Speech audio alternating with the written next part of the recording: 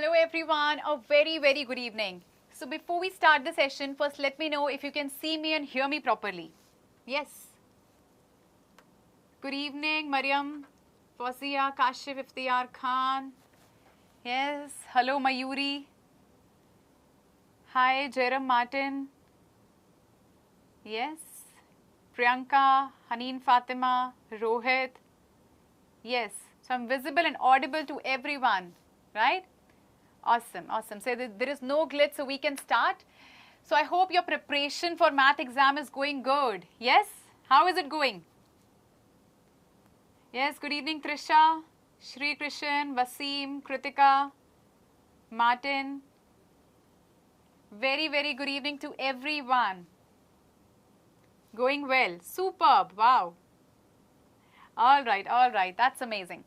All right. So we all know what today's session is about. Today we will be doing Term 2 Math Marathon. So all the topics, all the chapters we are going to cover in this session, right? So we'll be covering previous year questions. We'll be covering the chapter-wise concepts as well. So let's not waste any more time here. Let's get started. So first, let's quickly take a look at all the topics, all the chapters that we have in Term 2. So these are the chapters that we have in Term 2: Quadratic Equations, Arithmetic Progression, Circle Constructions, Application of Trigonometry, Surface Areas and Volumes, and Statistics. I'll be discussing all of these chapters one by one. So let's first start with the Quadratic Equations. So in quadratic equations, we'll be talking about the standard form of quadratic equations, zeros, roots and solution, different methods to solve a quadratic equation, and how to find out the nature of roots, right? These are the topics that we have in the syllabus. So let's quickly discuss the terms, some important terms first. So quadratic equation, the standard form is ax square plus bx plus c equal to 0, right? Where a, b and c, these are real numbers and a is not equal to 0, right? We have discussed this earlier as well, that a should not be equal to 0, because if a is equal to 0, this equation will no more be quadratic in that case. And here 2 is nothing but that's the degree, highest power of the variable. Yes? Alright. So talking about the zeros, roots and solutions. So what are zeros basically? So zeros of a quadratic polynomial, when you talk about that, it's basically, let's say we have this x minus 2, x minus 2. So 2 and 2 are nothing but these are the zeros over here. When you talk about roots, same thing I've given you here. Again, answer is same. The only difference is roots are for a quadratic equation, where zeros we talk about for a quadratic polynomial. I'm sure that because I discussed this thing earlier as well with you. I have told you the difference between the zeros and roots. But many times I have seen that people use them interchangeably. There is a difference. This term zeros is used for quadratic polynomial, whereas this term roots is used for the quadratic equation. Yes? Surendra? Yes. I hope everybody is able to hear me, right? Yes? Quickly give me thumbs up and smileys. Yes, all right, clear, great, awesome. So these are the roots. Talking about the solution, so the values of the unknown variable, let's say like x was in this equation, that satisfy the equation, they are called the solution. So here x equal to 2, I'll call it the solution for this equation, right? Yes. All right. So this is clear to everyone. So this was about the important terms that we generally use in the chapter quadratic equation. Now let's take a quick look at the methods that we can use to solve it. Right. So one is the factorization method, another one is quadratic formula. Before you ask this, completing the square method, so it is deleted from this year's syllabus. I will not be discussing that, right? Because in the exam it's not going to be asked. So no point of practicing that now. All right. So talking about the factorization method first, we all know what middle term splitting is. You have been learning that for the past, I would say, I think 3-4 years, right? So we have a good command over this method. So what we do here is, let's say this is the general form of the quadratic equation, and this is an example that we are using here, 9x square minus 3x minus 2 equal to 0. So how do we split that? 9 times 2, it's going to be 18, but since a minus sign is here, we have minus 18. Then you split this constant term, right, that you get. You factorize them. You make factors of it. So minus 6x plus 3x. We can use that, right? So it will be 3x minus 2 plus 1, 3x minus 2. So what do you get? You equate each of these factors to 0. We get x equal to 2 by 3 minus 1 by 3. Quickly tell me any doubts in factorization method. Because I feel that factorization method is one of the methods where you all would have a very good command over it. ये सब पता है. That's good. That's good. That's what I wanted to hear. No doubt still here? Yes? All right. See, Rohan, when you're talking about tricks, this is a subjective paper, so you will have to show proper steps, right? So that tricks could work because I've given you tricks earlier as well. That tricks could work if it was an MCQ paper. But this time it is subjective. Please write each and every step. I'm emphasizing on this again and again because it is important. Do not skip steps in the paper. Alright, let's talk about the nature of roots now. So this is the general form of the quadratic equation. To check the nature of roots, we need to find out the discriminant. That's d equal to b square minus 4ac. So three conditions are there. One, when it is greater than 0. One, when it is equal to 0. Another condition is when it is lesser than 0. So when it is greater than 0, when the values are positive, we say it has real and distinct roots. And what are the value of roots? It's going to be minus b plus minus root d by 2a. And real and equal roots we get when it is equal to 0, when d is equal to 0. So both the roots would be equal in that case, minus b by 2a minus b by 2a. And if you say no real roots, then in that case it is not valid. There would be no roots possible, so question ends there. Yes? Lakshmi, I will be discussing that, don't worry. When, see, if you feel that you still have, you are still facing issues in splitting the middle term, you can use the other method, quadratic formula, right? So practice the other method in that case. Yes. Alright, so in the quadratic equations, we talked about standard form, roots, zeros and solutions. We talked about different methods like factorization method, quadratic formula, and how to find out the nature of roots. For that, we use the discriminant. Yes. Alright, alright. So we talked about the different concepts that we have. Now let's quickly discuss some important questions. So previous year questions are very important from exam point of view. Let's quickly discuss them.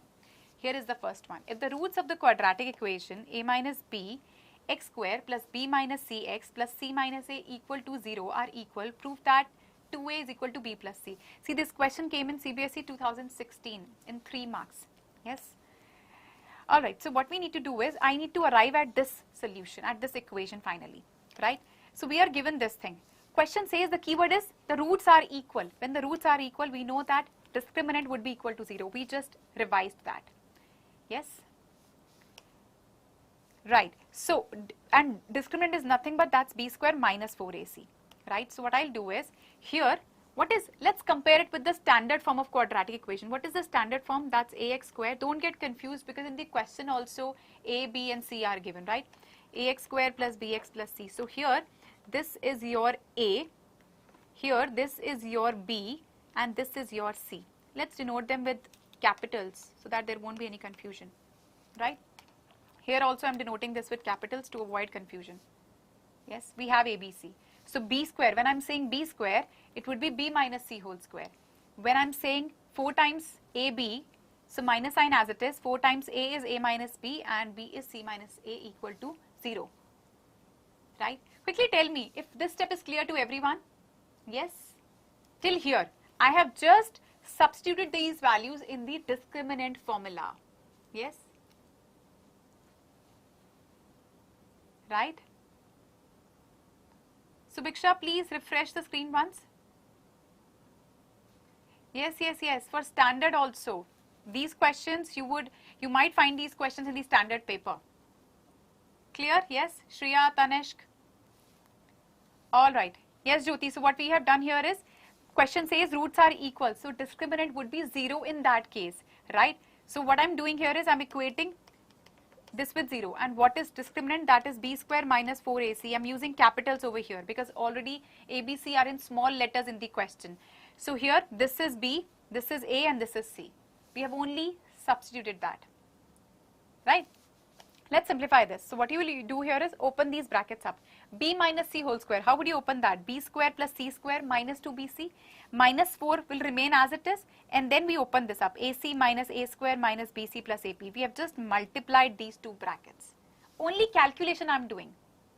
Yes? Not for basic. Not for basic. Yes. Alright. And equate that to 0. Now what we can do is open everything up. Obviously there is a negative sign here. So signs are going to change inside the bracket when you open it, right? So b square plus c square minus 2bc minus 4ac plus 4a square plus 4bc minus 4ab. Now when you simplify them, you would find like terms over here. Like here it's 2bc minus 2bc, we have plus 4bc, right? So on simplifying this, right, we get b square plus c square plus 2bc minus 4ac minus 4ab plus 4a square equal to 0. Any doubts still here till this step? Quickly tell me so that I can move ahead. Yes?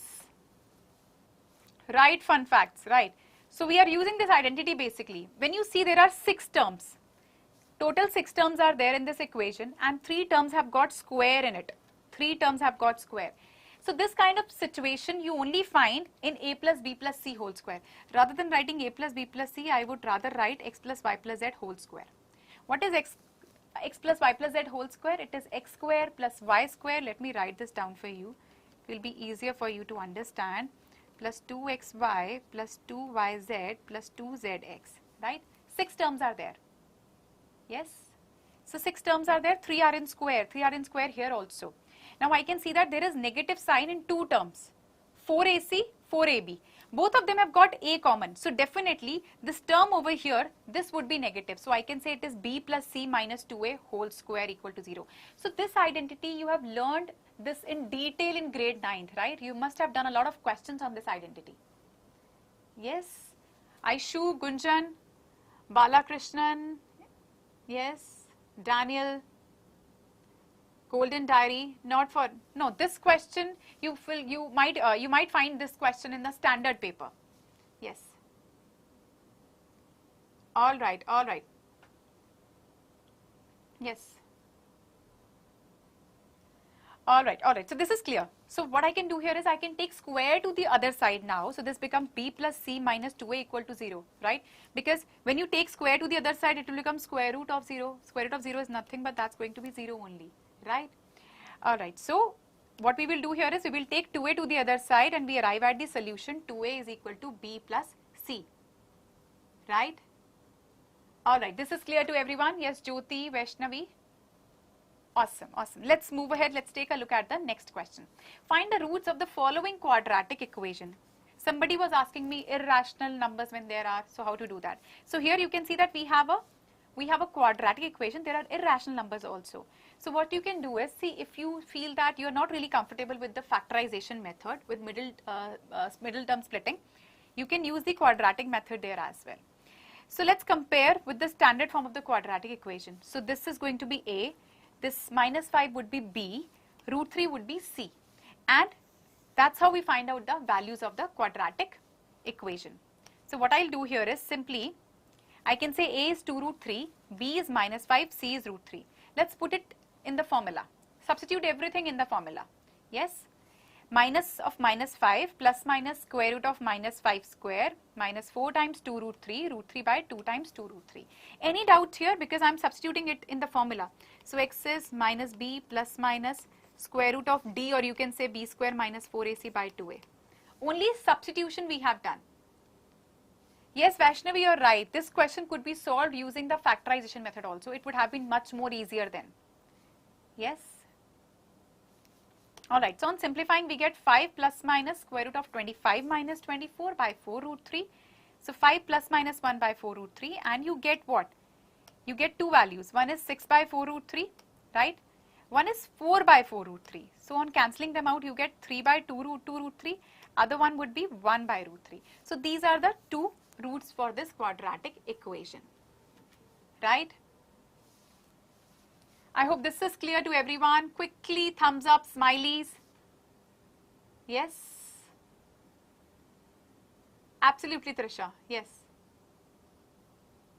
Yes, Soumya Gupta. Factorization method कैसे करना है? इसी question पे. So we have this and this. इन दोनों को you will first multiply. पहले आप उसको standard form में लिखिए. It is written in the standard form already. So 2 root 3 times 3 is going to be what? 2 root 3 times 3. Root 3 becomes 6. I mean 3. So 2 times 3 would be 6. I'll just factorize 6, right? What do I get? I get 6 times 1, 3 times 2.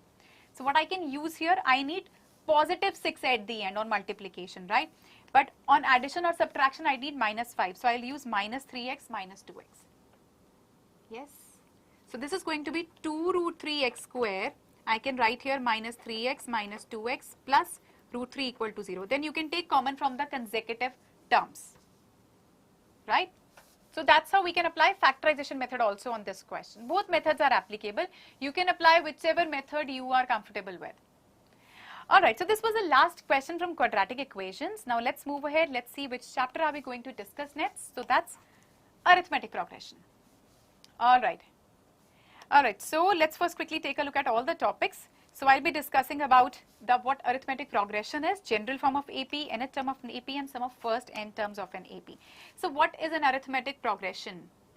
So it's basically a sequence of numbers in which each term is obtained by adding a fixed number to the preceding term except the first term, right?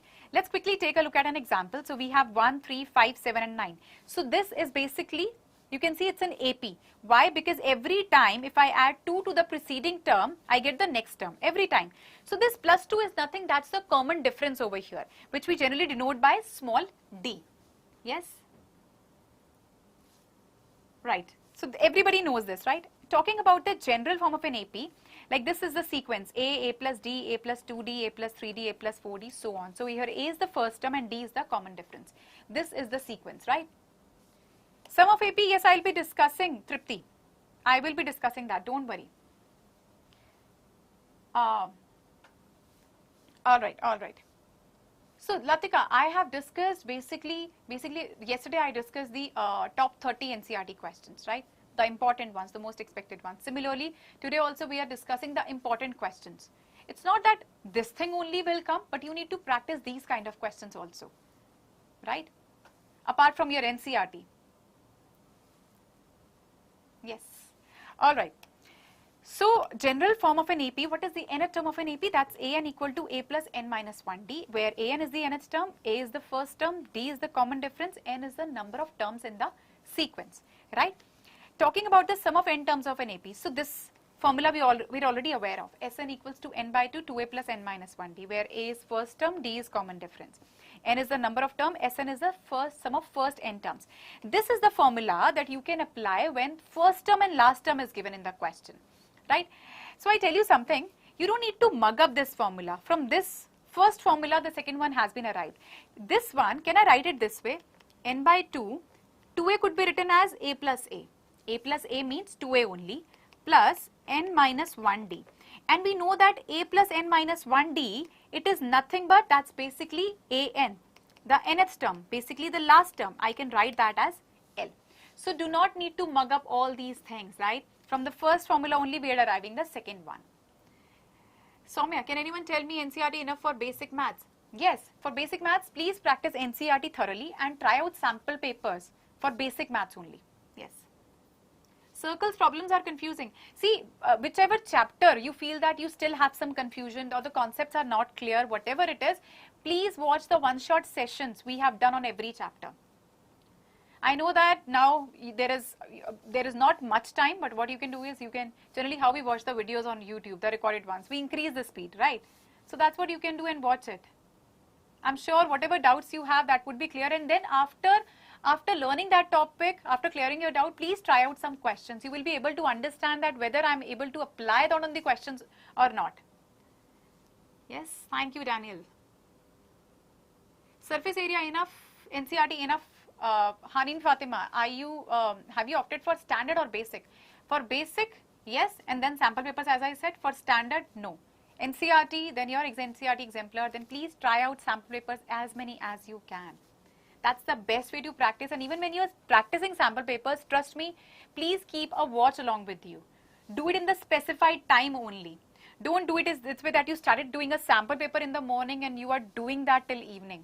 That's not the right way to do it.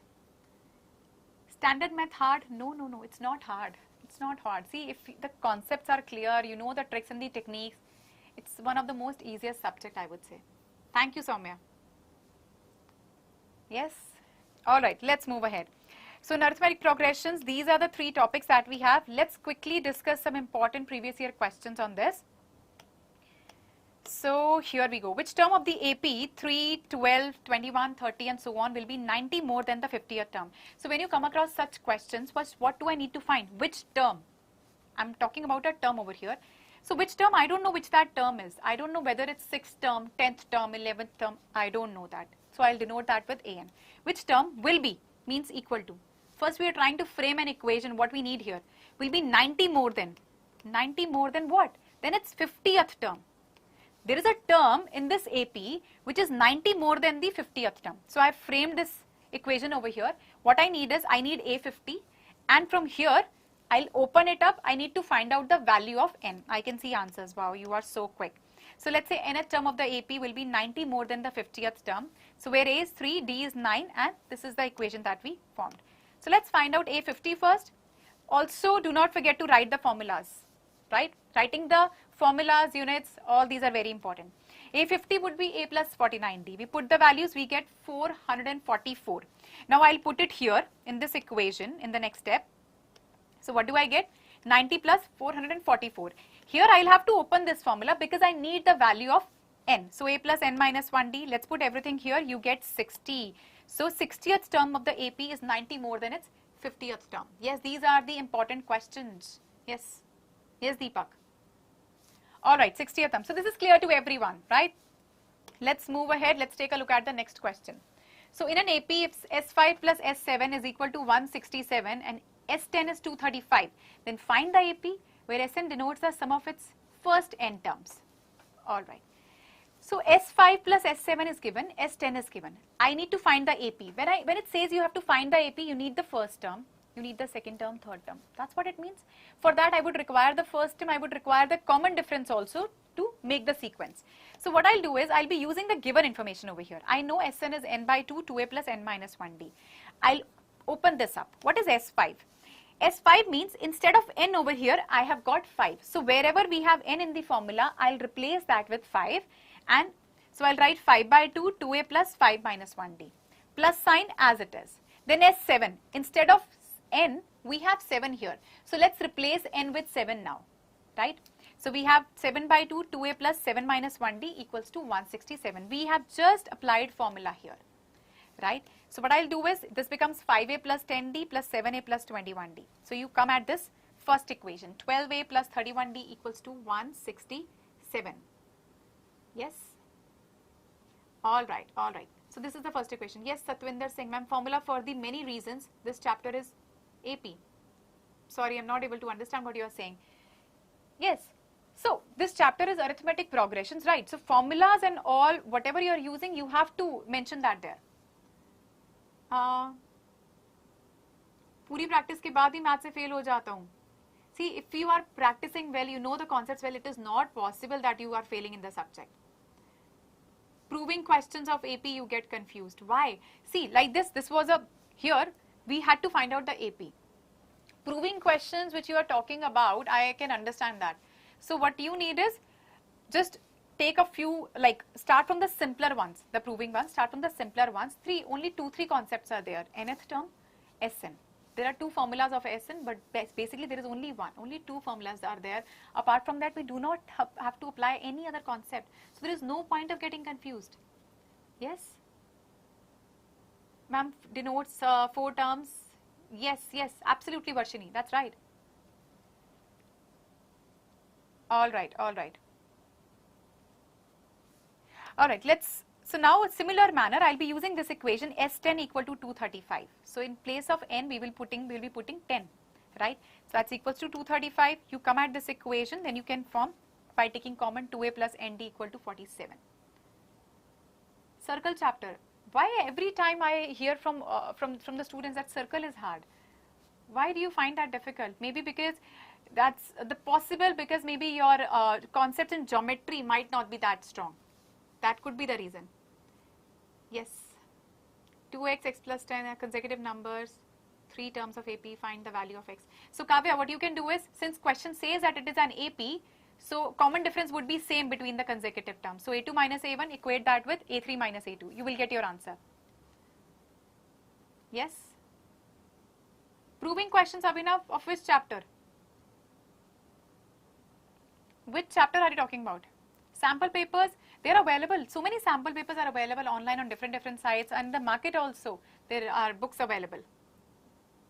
proof part of circles, Nandita. All right, I'll be discussing circles, and if you have you have confusions, please go and watch the one-shot sessions that we have done.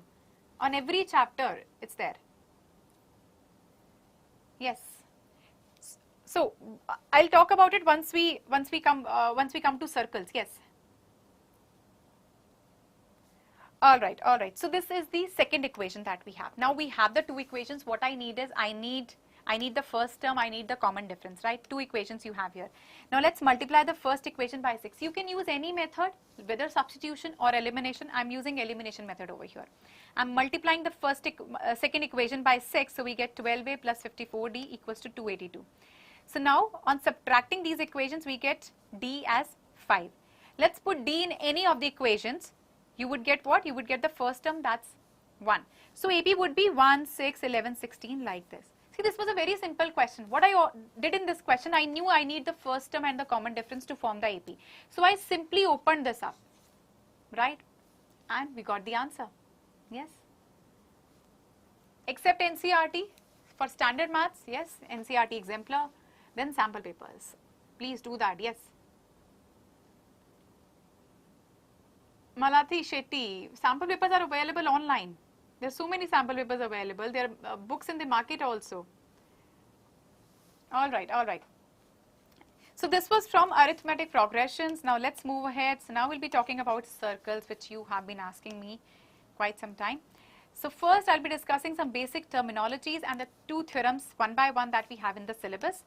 So sector, what is a sector? So region between an arc and the two radii. You can see these are the two radius and this is the arc. So this shaded portion over here is nothing but that's the sector, but this is the minor sector, right? Because this is the minor arc.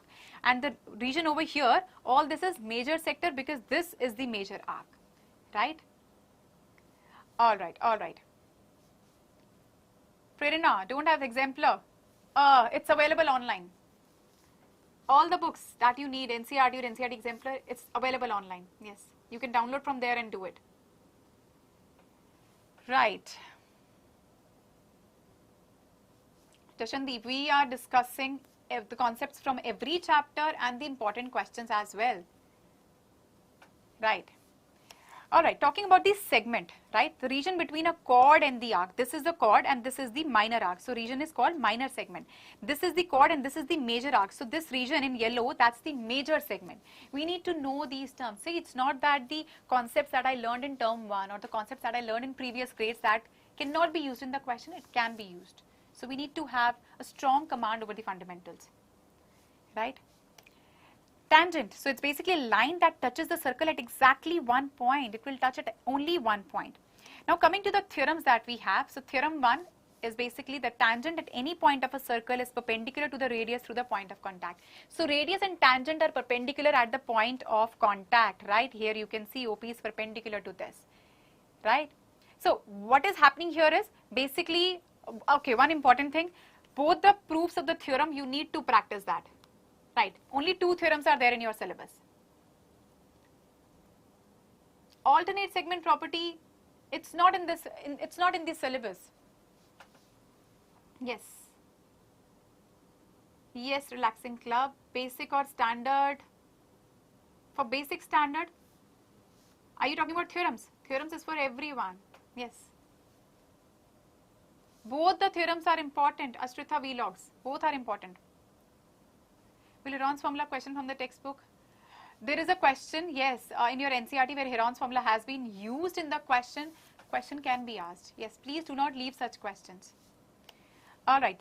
Talking about theorem number 2, the length of tangents drawn from an external point to a circle are equal. See, these theorems, the meaning of the statement is clear to you. It will be very simple for you to apply in the questions. Moreover, your basics, because circles we did in grade 9th also.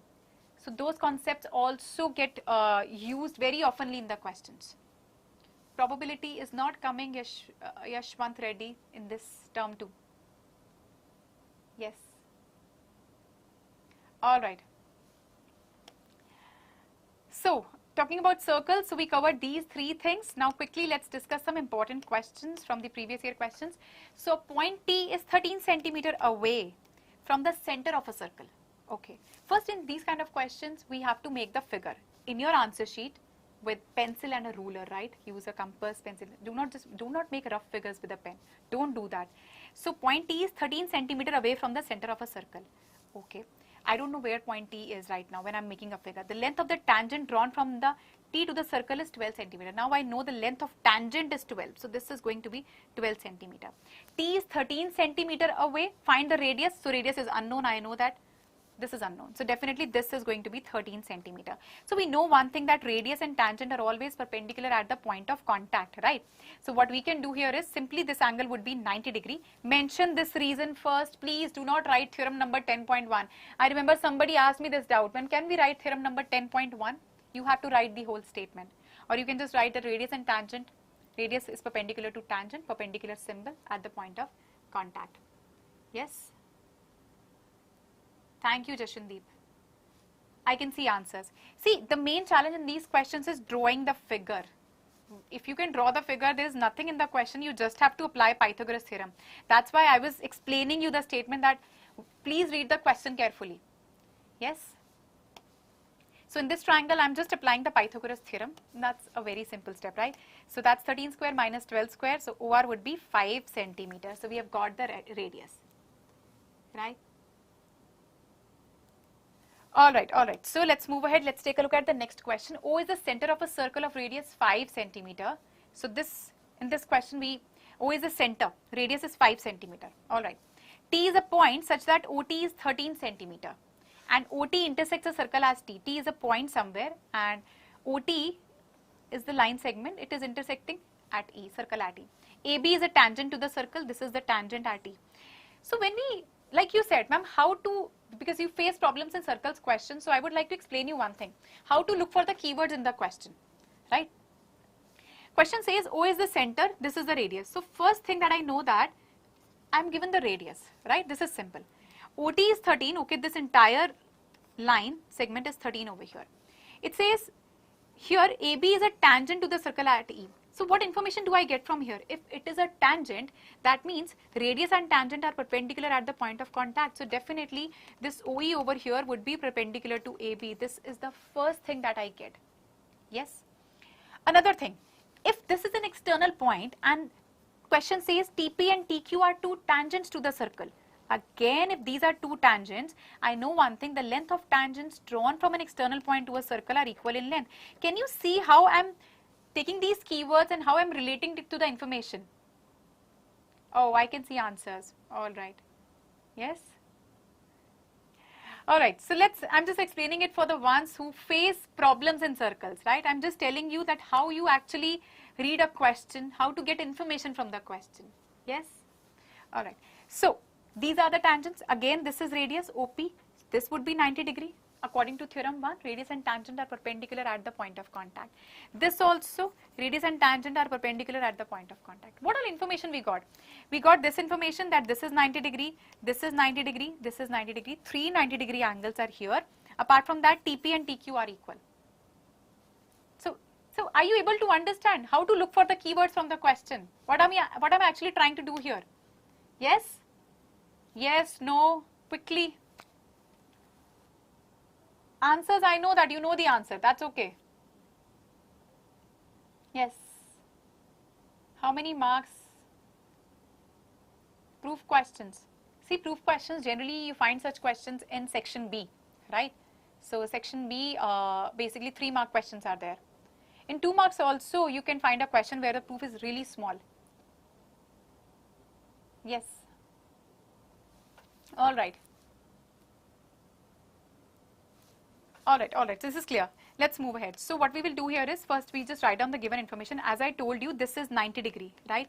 What I need is, I need AB, length of AB. So what I'll do is, I'm applying Pythagoras in this triangle first. OT is what? That's 13 and this is 5. Using Pythagoras, we can get the length of TP, right? TP would be what? Apply Pythagoras, you get 12 centimeter. Right? This is clear. This is simple. You want me to move back? So all I'm doing here is, so 90 degree angle is here, it's here, it's here. 3 90 degree angles and TP and TQ are equal. This information is what we are getting from the question. Because there are 2 tangents Radius and tangent are 90 degree at the point of contact. We know that. Another thing is that this is also a tangent. So I tell you something. There is only one geometry chapter, like circles. Main geometry chapter is circles. There are only 2 theorems. Wherever question tells you this is the tangent, look for the radius, where the radius is. So definitely radius and tangent are always perpendicular. First write down that stuff, that these are the 90 degree angles we have. Also, a tangent is drawn from an external point. First write down, okay, these tangent length are going to be equal. According to the 2 theorems, this is the only information that we get. Yes, Moni. So I'm trying to, I'm trying to remove your confusion here. There won't be any confusion. Only 2 concepts are there. Yes. So as soon as you see the tangent word, quickly see radius is there, radius tangent perpendicular. Tangents are from an external point, they will be equal. Yes, okay. Now I need the length of AB. So obviously radius and tangent are perpendicular. When I see perpendicular is there, or there is a triangle, so definitely I can apply Pythagoras and I can get the value of some line, right? So PT over here using the Pythagoras theorem would be 12 centimeter. Yes, Swapna? Alright. So we know that length of tangents drawn from an external point are equal in length. This is also an external point. So this AP and AE are going to be equal, right? Why do we need this? Because we are trying to build up a relation with AB, right? You will only be able to build up the relation with AB when you are going to use it, right? So AP and AE are equal. Let's say this is X. I don't know what their length is, right? Let's say this is X. So this entire TP is 12, entire TP.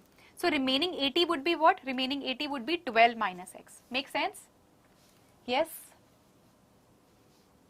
Quickly.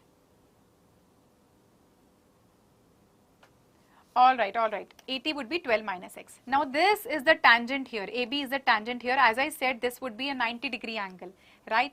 So again, if this is a 90 degree angle, what I can do here is, in this triangle AET, let's apply Pythagoras. This is 12 minus X. AE is X. From here we will get the length of ET, right? And ET over here is what? Total OT is 13. This is 5. This is also radius of the circle. So this would be going to be 8. So from here you get the length of X, that's going to be 10 by 3. X is 10 by 3. X is nothing but that's AE, right? And obviously figure is symmetrical, so BE will also be 10 by 3. AB would be twice of that, 10 by 3 plus 10 by 3, you get 20 by 3 centimeter. Yes, you all were right. That's the right answer. Anshuman Tiwari, Asrita Vlogs. Similarity also. Yes, Shalba, absolutely. You can use similarity of triangle. If you know that concept, that's good. That's the beauty of mathematics. There is not only one method to solve a question. It can be solved in multiple ways. Yes. Yes, Aishu. Understood. So now are you able to understand? Circles is not confusing. You need to understand how to read a question, right? Yes. Making the diagram is must, but stepwise marking, and you get marks according to your steps, right, Jishandeep? All right. So this is clear. So this was from the circles. Now let's move ahead. Let's take a look at the next topic. Let's quickly discuss constructions. So 2 topics we have in our term 2, division of a line segment in a given ratio and construction of pair of tangents. Very simple chapter, because, and trust me, there are very few questions in constructions in NCERT, and even if you pick up any reference book also and even sample papers also, you would see that there is a repetition in the question type of questions. So you will not find much questions in the construction, so it's easier to score in this chapter, I would say, right? Yes. So let's get started. First is the division of a line segment in the given ratio. There are 2 ways to do it. In your NCERT, 2 ways are given. You can practice any one method, right? Because name of the methods is not mentioned here. Practice any one method. You should have a command on one method and just just use that method only in the paper in that case. Yes, Krishna. That's what I was telling you, that 9th concepts are also used. The concepts that you learned in your previous grades, they can also be used. Obviously, our previous knowledge is also used in our new grades, right? It's not only with math, it's with every subject. But I don't know, with math, we have that kind of fear, we have that kind of phobia, right? So please, if you are feeling that in circles that 9th concepts are also used, so what you can do is, I'll tell you something. You can see the NCERT, grade 9th NCERT. If you don't have the book, it's available online also. You can just write down all the theorems that you have, right? 7, 8 theorems that you have, and just understand the meaning of those theorems, like how to use them in the question, right? Moni, basic or standard? Please, when you are asking this question, please mention, is it for basic or standard paper? Yes, Aisha Faisal, construction, steps of construction, justification. Please do write it in the paper, even if it is not asked. So what we are doing here is, we are dividing a line segment whose length is 16 centimeter. So what we did here is, we draw a line segment AB of 16 centimeter, and then we draw a ray AX, which is making an acute angle with AB. Please do not use protractor to draw the angles, use compass and pencil. Okay. Alright. Now we have, ratio is 5:3. Total is what? 8. So now we have to locate these 8 points on this ray AX. So such that this A1, A1, A2, A2, A3, all of these, let me change the color. All of these have to be at equal distances. They all should be equal. Now we'll simply join B with A8, right? And we draw a line parallel to BA8 from point A5, right? It is intersecting this line segment at C. One more thing, you can see these arcs over here. For these as well, you need to use the compass, right? Yes, I hope this is clear. Some of you might be using the other method, right? Where we are drawing the figures this way, like this, right? So this is the other way. Both the methods are okay. You can use any one method, whichever you are comfortable with. Yes. NCERT enough for standard paper? No, no, no, absolutely not. We should draw a rough diagram. No, no, no, no rough diagrams. Please, in the paper, do not draw any rough diagram. For rough diagram, what you can do is, you can just draw it at the last sheet. If you want to draw a rough diagram before, ideally, this should not happen, because I think at this point of time, you should have a very good command over these things, right? And trust me, I think in the NCERT also, there are very few questions in constructions. It will not take much of your time to practice those questions. Even in the other books, if you talk about the reference books also, like you talk about R.D. Sharma, there are not much questions in the construction. Even in the sample papers, you would see that repetition is there in the type of questions. So please, no need to draw the rough diagram. If you want it, you can do that at the last page, which you are using as a rough sheet in your paper.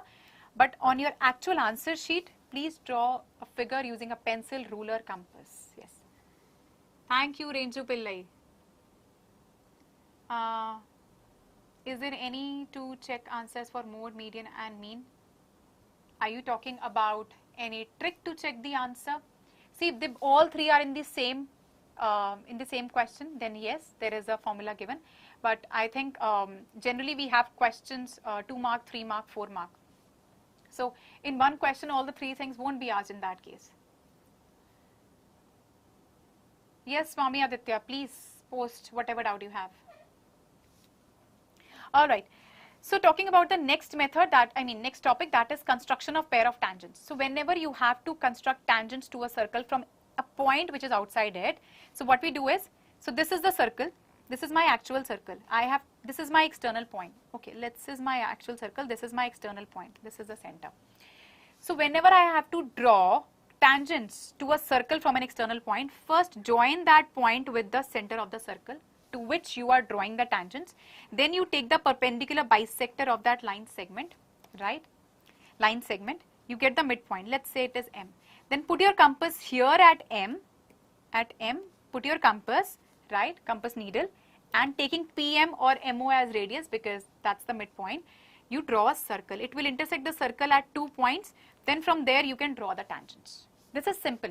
Whenever we have to draw tangents to a circle from an external point, we join that point to the center of the circle. Take the first step. Second step, take the perpendicular bisector. Third step, put your compass needle at the middle of that midpoint and draw a circle. That's all. Yes. Careless mistakes in statistics, it will only happen when you are rushing with it. Because in statistics, trust me, statistics is one such chapter which I feel it is completely formula based, right? You all would agree to it. There are only formulas, formulas, formulas, and we have to go according to that only. So you will only make calculation errors when you are rushing with it. So what you need to do is, first of all, make a neat table. Please make a big neat table in the paper. It has to be neat and tidy. Whatever your handwriting is, I mean, howsoever your handwriting, even my handwriting is not that good, right? And you can see that. So what I used to do, let's say if I am talking about a question of statistics, I would make a nice table using a pencil and a ruler. Then I would write down all the values with obviously using a pen. And calculation, when you're doing, please be very careful, because you will be using the last sheet. Again and again, you will have to turn that. So even while noting down the digits, you might make an error, right? Please, when you're doing that, even your rough work should be neat. Nobody is going to check that. I'm saying because sometimes we are not able to understand our own handwriting, what we have written. Yes. Otherwise, it's only formulas. And please, units are very important in statistics also. Do not forget to write the units at the end. For square root of numbers, easier methods. So yes, so I would like to tell you this thing. I have done a session on how to do calculation faster. It's there on YouTube. After this session, please go and watch it once. I'm sure that will help you in your math exam also. Some faster calculation tricks for square roots and all. Yes, for double digit numbers multiplication. Please watch that. I'm sure it will be very helpful for you. Water flow questions, Anil Singh Chauhan, I discussed that in yesterday's session. After the session, you can watch the top 30 NCERT question. The water flow question has been discussed. Yes. Steps of construction, please do write it even if it is not asked in the paper. Justification is important. Yes, absolutely. That's good, Arun. I'm sure you will definitely score 100% in term 2 also. Yes. All right. All right.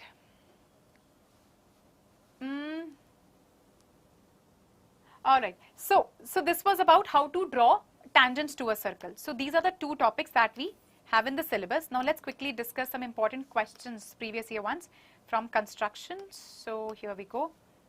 So draw a circle of radius 4 centimeter. So first we have to draw a circle of radius 4 centimeter. Then I have to draw tangents to this circle which are inclined at an angle of 60 degree. For this particular type of question, we always draw a rough diagram, right?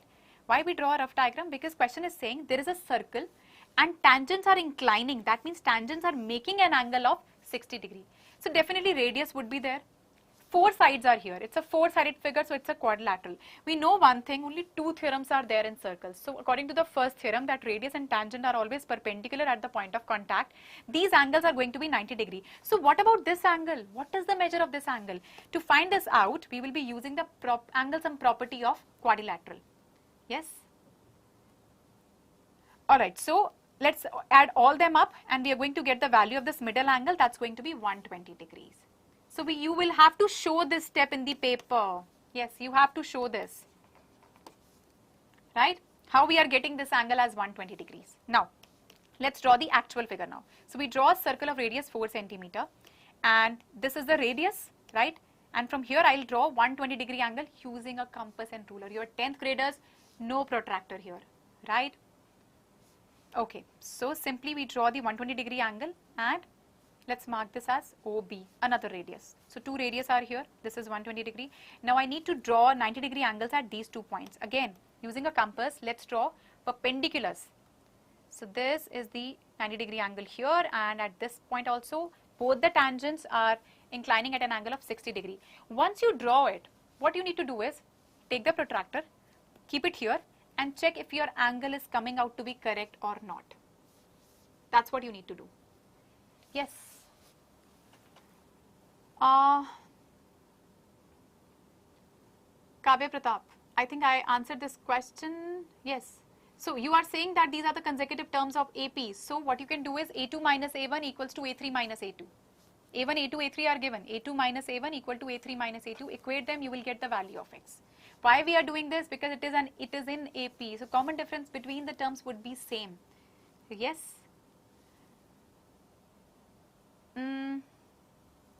All right. All right. So what we are doing here is, yes, Ananya. So first of all, what you need to do is, first of all, you draw a circle, right? We have drawn a circle first of all. Okay. This is the circle. Radius would be 4 centimeter. Now at the center angle, first you start with the angle at the center, that's 120 degree. I'm sure all of you know how to draw 120 degree angle with a compass, right? And then this angle is 120 degree, you join the line, this is another radius. These are the two radii. This angle is 120 degree. Now we need to draw 90 degree angles over here, right? At this point, let's draw a perpendicular 90 degree angle at the other point also, right? So they are meeting at a point and this is nothing but that angle would be 60 degree. Alright, so I hope this is clear to everyone, right? So this question came in 2016, 4 marks, and this question comes very often in the paper also. They might change the degree, it might be 90 degree. Let's say if you have a 90 degree angle here. So what would be the center angle in that case? Quickly tell me. If you have, in the question you are given this is 90 degree. So what would be the center angle in that case? Yes? Puneet, clear? 180 degree. Arun, Mukuldev, Ananya, absolutely. It can't be 180 degree. It would be 90 degree, yes. Because according to the angle sum property of a quadrilateral, if this is 90, this is 90, this is 90, 3 90 degree angles. That means 270 degree. I'll subtract 270 degree from 360 degree. We get 90 degree. Please be careful. This is just a normal calculation. Yes. Alright, let's move ahead. Let's try out another question. Construct tangents to a circle of radius 4 centimeter from a point on the concentric circle of radius 7 centimeter. So here we are talking about a circle whose radius is 4 centimeter. I'm just drawing a rough figure. This is 4 centimeter. From a point on the concentric circle. So concentric circles are the circle who have a common center. They both have a common center. So there is a circle outside it of a radius 7 centimeter. Radius is bigger. So from any point from this circle you have to draw tangents to this circle. So what did I tell you? Whenever you have to draw tangents to a circle from an external point, what do? We have to join that external point with the center of the circle to which tangents have to be drawn. So just by using that, we will say that let's first draw a circle, right, of radius 4 centimeter, another one of radius 7 centimeter.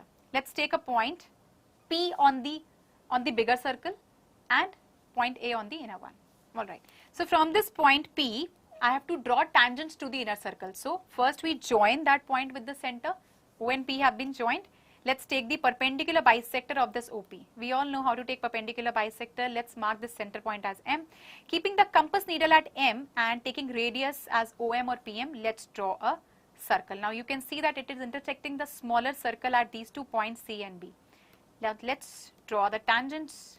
So PB and PC are the required tangents here. Yes? I hope this is clear. No doubt still here, right? Together with a good reference book, all the books are good. And trust me, if you will see 2-3 books you keep in front of you, and I tell you something, this is not the right time to try out different questions, to try out, anything new. Please don't do that, because it is only going to create panic. So please don't do that. Whatever you have done before, right? Just practice that only. I'm sure NCERT exemplar, all of you must have done that, right? So please, after that, try doing sample papers. You need to limit your resources at this point of time. Yes? Khushi, no doubts? Absolutely. Kerala Blasters. Yes, yes, yes. All right. Let's move ahead. So this was the last question from constructions. Now I'll be discussing questions from some applications of trigonometry. So first we will be discussing some basic terminologies, assumptions that we make while solving questions, and trigonometric ratios for common angles. So basic terminologies, if I talk about what is the horizontal level, you can see the observer's eye and this is the point. So this, if the object to be viewed is straight ahead, right, then we call the line of sight that same as the horizontal level in that case. Alright. So the line drawn from the eye of an observer to a point on the object viewed, that's called the line of sight. Talking about the angle of elevation. So angle found by the line of sight with the horizontal. So this is basically, you can see here, the observer is looking above, right? So observer is looking above, this is the line of sight and this is the horizontal. So in that case, the angle made between the line of sight and the horizontal, in that case, that's going to be angle of elevation. Yes. Yes, yes, yes. Any doubts? All right, all right. Let's move ahead. Now we'll talk about angle of depression. So angle of depression will be formed by the line of sight and the horizontal when the object to be viewed is below the horizontal level. So when you're looking down at something, so in that case angle of depression would be formed. Yes, I have. Okay, I'm again repeating the steps of construction. Please write it down. Yes, you have to write it even if it is not mentioned in the question. All right. Let's move ahead. Now let's talk about some assumptions that we make while solving questions. So what do? The angle of elevation of the top of the Qutub Minar in this case, it's 73 meters away from the base. Here you can see it's a 3D object, the Qutub Minar, right? And it is 73 meters away. In reality, it looks like this, right? And here, the observer's eye is making an angle of 45 degree with the top of the Qutub Minar. So while solving questions, what we do is we replace the 3D object with straight line and the observer with a point object like this, right? So that's what we do. Hardest chapter? No, it's not. See, best part of this chapter is there is very few questions in your book, right? But for the students who opted for standard mathematics, they will have to try out, you know, a big, basically the difficulty level would be a little more difficult in that case. So you have to try out questions from different books. I can understand that. But still, if you talk about the type of questions, different types, these are not much. Lakshita, I'll be talking about surface areas and volumes as well. Yes. Ma'am, for TSA for tent or a structure that is at ground, do we include the base area? No, we do not include the base when we are talking about tent. Because tent, it's never on the base. All right. So we label the angle, height and distance like this. That's how we, yes. All right. Let's move ahead. Let's take a look at the trigonometric ratios of some common angles. So this table, we need to learn this table, right? We need to remember this. So first, I'm going to tell you a trick how to remember this table. So this is, first you write them in proper order, 0 degree, 30 degree, 45 degree, 60 degree, 90 degree and sine theta. We're only going to learn how to find out sine theta. The other values you can easily derive from there. First, write down all the values 0, 1, 2, 3, 4 in a proper order. Then divide each number over here by 4, each one of them by 4, right? And then you take the square root for each one of them. So what will you get? 0 divided by 4 is going to be 0. Square root of 1 by 4 is going to be what? That would be 1 by 2. Square root of this would be 1 by root 2. Root 3 by 4 would be root 3 by 2 and this would be 1. So this is how you can find the sine values, right? You don't need to mug up it, right? So cos theta is basically, for this you need to write that in the reverse order. So this is going to be what? This will be 1. This will be root 3 by 2, this is 1 by root 2, this is 1 by 2 and this is 0. We are just reversing the order. Talking about tan theta, it is basically, we know that it is sine theta by cos theta. So sine by cos means first value, 0 by 1, that's going to be 0. Similarly, tan 30, 1 by 2 by root 3 by 2, that's 1 by root 3. Tan 45, obviously that's going to be 1 and this is going to be what? Tan 60 would be root 3. And 1 by 0, when 0 is in the denominator, that's going to be not defined. Yes. All right. Cosec theta. Cosec theta is reciprocal of sine theta. So reciprocal of sine theta, reciprocal of 0 would be what? That would be not defined. Reciprocal of 1 by 2 would be 2. 1 by root 2 would be root 2. And root 3 by 2 would be 2 by root 3. Reciprocal of 1 would be 1. Similarly, sec theta is reciprocal for cos theta. So reciprocal of 1 would be 1 and this would be 2 by root 3. This would be root 2, this would be 2 and reciprocal of 0, again it's not defined. I hope no one has doubt in this, right? How to find out the values. Only we need to remember the values for sine. Yes. Absolutely, Neil. It's not difficult. Yes. Alright, so talking about cot theta, which is reciprocal of tan theta. So tan 0 is 0, so reciprocal of that would be not defined, right?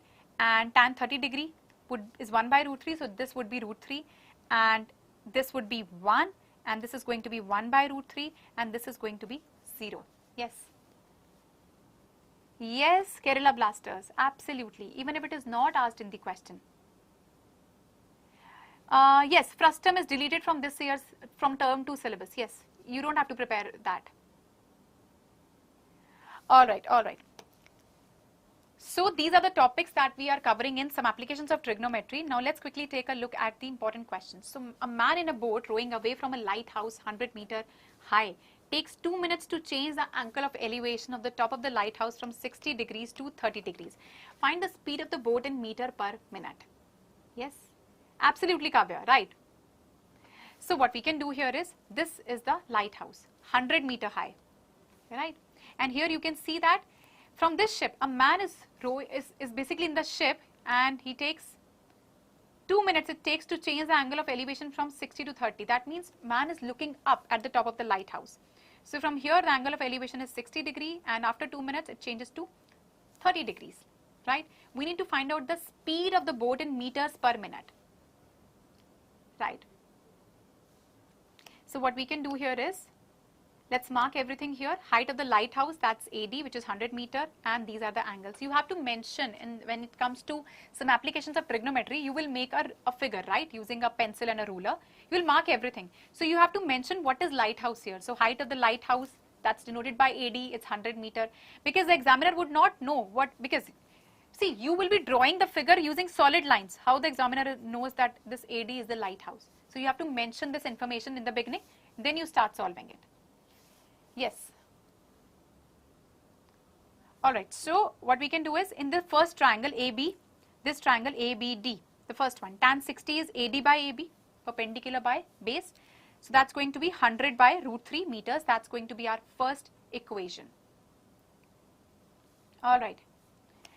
Then in triangle ACD, this one, right, tan 30 is AD by AC. So tan 30 is what? 1 by root 3. So equation would be AC equal to 100 root 3 meters. So these are the two equations formed. What you need is to find the speed of the boat. So when I'm saying speed of the boat, we all are aware of the concept. Speed is equal to distance upon time. If I know the distance from here till here, because from B to C, right? If I know the distance and time is already given, it took 2 minutes, I can find out the speed, right? So distance traveled by boat, we have to find out BC. That would be AC minus AB, 100 root 3 minus 100 by root 3. That's going to be 200 by root 3 meters. Alright, so let's use this formula, distance upon time, put everything here, we get 100 by root 3 meters per minute. Yes, Gurleen, you have missed a lot of the chapters, but that's okay. Whatever you have missed, recorded session would be there on YouTube, right? So after this session ends, you can watch the recorded session. Yes. If a cone is filled with ice cream with hemispherical shape on the top, sorry, I could not read the question, it's moving too fast. I think you were asking, do we need to consider the CSA of hemisphere? Yes, because conical hemisphere, the CSA of cone plus CSA of hemisphere, right? All right. So I think that this is clear to everyone. Now, quickly, I have solved a lot of questions, right? We solved a lot of questions together. Now it's time that you solve a question all by yourself. Let's take a look. So I'll give you 30 seconds to answer this question. It's 4 options you can see on the screen. Quickly tell me, an aeroplane is flying at a height of 300 meters above the ground. Flying at this height, the angles of depression from the aeroplane of 2 points on the both banks of a river in opposite directions are 45 degree and 30 degree respectively. Find the width of the river. I'm starting the timer now. Quickly. Yes, steps of construction. Kerala Blasters. Absolutely. Thank you, Viju.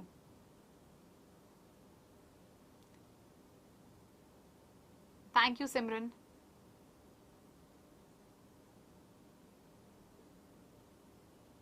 Yes.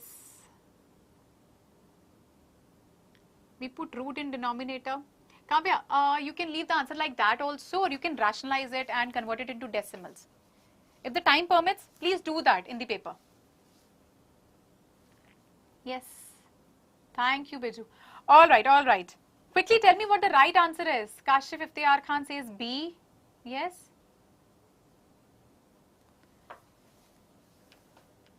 Quickly.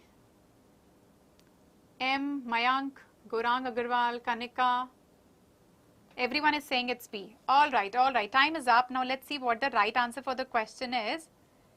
Yes, B. It's 819.6 meters. All right.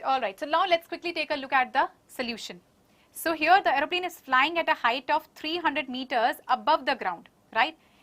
And flying at this height, on the two opposite banks here and here, it's making an angle of 45 degrees and 30 degrees, right? Angle of depression. So what we can do is we need to find out the width of the river. That means AC. That's the width of the river, right? So first we mention everything. It's flying at this height. BD is 300 meter. Mention the angles. In this triangle ABD, this one, tan 45 degree, because alternate angles would be formed. This would be 45 degrees. So that would be BD upon AB, perpendicular by base. So AB would be 300 meters. Talking about the other triangle, triangle BCD, here this angle would be 30 degrees. So tan 30 would be BD by BC. So that's going to be 300 root 3. So that's second equation. So width of the river would be AB plus BC. Let's quickly add them up. We get 819.6 meters. Yes? Yes, I hope this is clear to everyone. Right. Yes, yes, yes, yes. That's root 3. That's 300 root 3 plus 1. Keratoblastist. So solve it a little more. Yes. Right. All right, all right. So this was from some applications of trigonometry. Now let's move ahead. Let's quickly take a look at the next chapter. So now we will be discussing surface areas and volumes. All right. Let's quickly take a look at all the topics that we have. So formula of the solids, combination of solids, surface area of combined solids, volumes of combined solids, and conversion of solids. So one by one, I'm going to discuss these things. So talking about the formulas first. So when we have a cube, we know that it's basically a 3D figure, right? All the sides over here are of, all the side lengths are same, that's A. So for lateral surface area, where we are not considering the top and the bottom, only the 4 faces, lateral faces, it's 4A square. Total surface area would be 6A square and volume would be A cube, right? All right. I have to take the mention of root 3, I have to take the mention of root 3 and root 2. So if there is in the denominator, if you are getting a root value, you can rationalize it and then convert it into decimals, right? Yes. Alright, talking about a cuboid which has length, breadth and height. So lateral surface area, again top and bottom we are not including, that's 2HL plus B. Total surface area is 2 times LB plus BH plus HL and volume is LBH. These formulas have to be on your tips, yes. So talking about cylinder, so curved surface area is 2 pi RH, we are not considering the two flat surfaces. Total surface area is 2 pi RH plus 2 pi R square because we are considering these top and bottom flat surfaces here. Yes. Alright, so volume is pi R square H. For sphere, curved surface area is 4 pi R square and volume is 4 upon 3 pi R cube. Talking about a hemisphere, right? Hemisphere, its curved surface area is 2 pi R square, it is exactly half of a sphere. But when you talk about the total surface area, we are considering this flat surface also, that's 3 pi R square. So volume would be 2 by 3 pi R cube, exactly half of the volume of a sphere. Alright. Talking about a cone, its curved surface area is pi R L, where L is the slant height, that's square root of R square plus H square. Total surface area, we will be considering this flat area, this flat surface as well. So pi R square plus pi R L and volume is 1 upon 3 pi R square H, exactly 1/3 of the volume of cylinder. Alright, talking about combination of solids.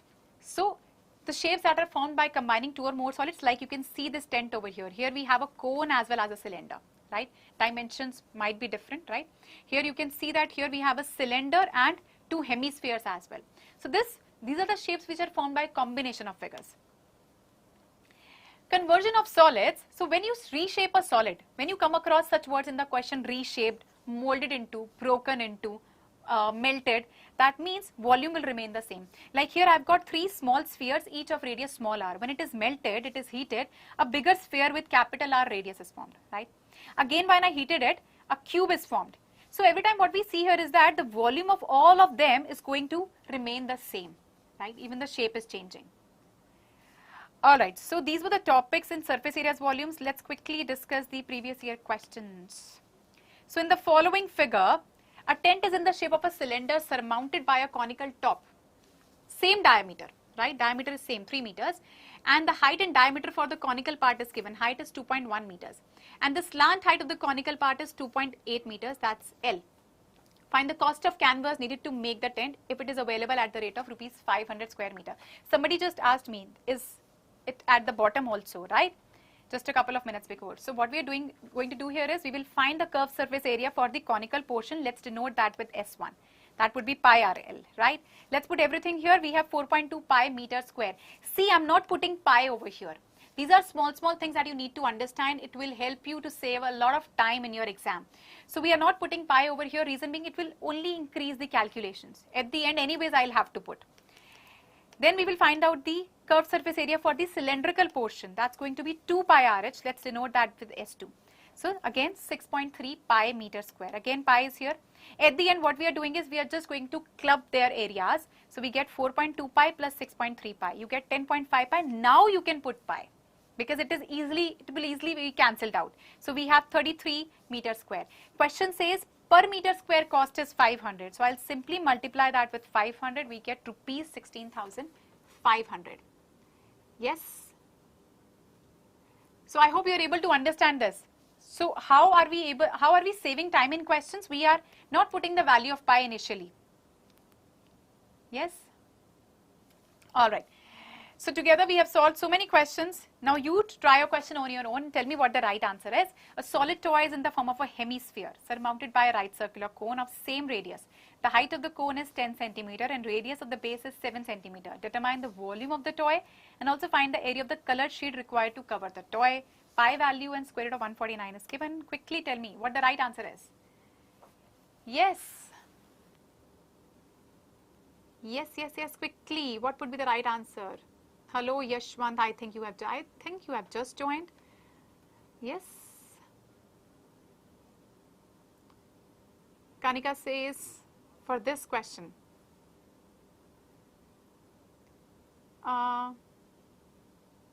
If it is mentioned in the question, you are saying whatever is mentioned in the question, then in that case you have to take that value only. If not mentioned, yes, but try using 1.732 up to 3 decimal places, proper value. Quickly. Edwin KR says B. Okay. Kanika B. Yes. Quickly, another 3 seconds. Okay, everyone is saying it's going to be B. Himanshu says A. Alright, let's see what the right answer is. Yes, it's A. A is the right answer. Now let's quickly take a look at the solution. Now you can check where you went wrong. So we have a right circular cone, solid toy, a hemisphere surmounted by a cone like this, right? So height of the cone, radius, let's say that is H. Height is 10 centimeter, radius is 7 centimeter. To find the volume, what we will do is simply we will add their volumes, both of their volumes. So 1 upon 3 pi r square is 2 upon 3 pi r cube. They both have common radius, right? So I'll take common at this step only. This is something I told you earlier as well. If you take common at the formula step only, the calculation will become a lot more simpler. Yes, so what we will do is simply we'll put the values and we get 1232 centimeter cube. Yes, Imanshu, absolutely, yes. Now talking about the area that would be used to cover the toy, it would be CSA of both these, right? CSA of cone plus CSA of hemisphere. Pi RL plus 2 pi r square. Let's put everything here and you get what? You get at the end 576.4 centimeter square. It was an easy question, right? So this was the last question from surface areas and volumes. Now we are going to discuss our last chapter of today's session, statistics. So these are the 3 topics I have: mean, median of group data and mode of group data. Let's quickly discuss each one of them one by one. So when we talk about the mean of a group data, it's basically a measure of central tendency which gives the average of the data, right? That's what we know. Mean is basically the average. So 2 methods we have in term 2 syllabus, direct method and assumed mean method. So formula, we need to know that. And how to find out this xi, that's upper limit plus lower class limit by 2. In assumed mean method, here this small a is basically an arbitrary mean. It is assumed mean, we assume it, which is called assumed mean somewhere in the middle values of x. So x bar is a plus summation fi di by summation fi, di would be xi minus a. Yes. Alright, talking about the median of a set of data is the middlemost number or the central value in the set, right? Formula is L plus n by 2 minus Cf by f into h. L would be the lower class limit, right? Lower limit of the median class. N is the number of observations. F is the frequency of median class. Cf is the cumulative frequency of preceding class and h is the class size. You need to remember this, that cumulative frequency of preceding class we have to take. Now talking about the mode, it is the value that is repetitively occurring in a given set. whose frequency is maximum. That's the mode, right? Which is L plus F1 minus F0 by 2 F1 minus F0 times F2 into H. What is L? Lower class limit of the modal class. H is the class size interval, F1 frequency of modal class, F0 frequency of preceding class, and frequency of succeeding class. Yes? Thank you, Ritu. So these are the topics that we have. Now let's quickly discuss the questions on this topic. So here we have our first question. In the table below, shown the salaries of 280 persons. Calculate the median salary. So we can, first of all, you should always take a look at the table, at the data, if it is continuous or not. Data is continuous, right? Class size. Class size meaning basically the difference between upper limit and lower limit. That's the class size, right? Alright, so what we will do is, for median, I need the cumulative frequency. How do we find that? First value remains the same, then we add these two values, we get the next number. You add these two values, you get the next number, like this. And you can see the final number is 280. It's a total of all the number of persons. Total of frequency is nothing but that's the last value of cumulative frequency, right? Okay, so what we will do here is, first of all, we will find out n. N is 280, n by 2 is 140. Now we look in this column, in the column of cumulative frequency, a value which is just greater than 140. So just greater than 140, that's 182. So the corresponding class here is 10 to 15, that's the median class, right? That's how we look for the median class. Now that we know the median class, this is the formula, right? Lower limit of median class is 10. Class size, upper limit minus lower limit, that's 5. Frequency we take of the same class, but cumulative frequency of the preceding class. Now let's put everything in the formula. What do you get? You get 13.42, right? That would be the answer. And you have to give the proper answer along with units. This is the mean salary in thousands. So rupees 13.42k. Here 1k basically represents 1000, right? That's how we usually denote. Yes, hi Anuja. I hope this is clear to everyone, right? How to find out the median. Yes, alright. Let's move ahead. Let's take a look at the next question. If the median of the following frequency distribution is 32.5, now median is already given. You need to find out these missing frequencies F1 and F2 over here. The data you can see it is continuous. Total is given, right? That's 40. So what I'll do here is simply, first we find out the cumulative frequency. This is F1, that remains the same. For the other one, we will add them up. F1 plus 5, then plus 9, F1 plus 14, like this. Last value would be F1 plus F2 plus 31. We know that this last value of cumulative frequency, it is nothing but that's the total of the frequency. It would be equals to 40 in that case. So what I'll do here is simply, we use the formula, right? Median is 32.5. So this time I'll not use n by 2 because there are missing frequency also. So 32.5 will lie between 30 to 40, right? I hope this is clear. So this is the median class. You have the lower limit. N is 40, frequency is going to be same 12, cumulative frequency would be F1 plus 14. Let's put everything here and write this in brackets, right? This has to be written in brackets because when you open the bracket, the signs will change. So what do we get? After simplifying all this, we are going to get F1 equals to 3. I hope we do not have any confusion in these steps. It's only normal calculations. Yes, Yashwant, Art Vidhi, YouTube, Tanish Sharma, Kanika Agarwal, Himanshu, Prabha Yadav. I hope no doubt still here. Crystal clear, Neil, Priyanka? Yes? SNJ, Radhika, no confusions? Alright, let's move ahead. So what we can see here is that we have F1, but what I need now is I need F2. We know that all this is equals to 40, right? So I'll put it here and F2 is going to be 6. So we have both the missing values F1 and F2. Yes, Kashif Iftikhar Khan, absolutely right. Siva Shankari, happy birthday. Wow. Malatesh, no doubt. Yes. All right. So 0.5 value questions, what does that mean? 0.5 value question. All right, well, this was the last question from today's session. I know that There is a lot that you have to cover and there are only few days left. But still I want you to try out 2 questions in the homework. So you can take a look at these 2 questions. You can let me know the answers after this session in the comment section. Now let me quickly give you a glimpse of the upcoming session. So our next session is on how to manage time in the math exam. It will be on Monday, that means May 2nd at 7 p.m. Most of the time you keep asking me how to do time management in the paper. So I'll be giving you some tips on that. Alright, so don't worry, we have got you covered. We are here for you. Entire year we have been together, right? So how we could leave you at this crucial time. And we have free trial classes as well. So please click on the link in the description below and get all your doubts clarified instantly during the class. Please like, share and subscribe. And if you feel that these sessions are actually helpful for you, these sessions are fruitful, please share it with your friends as well.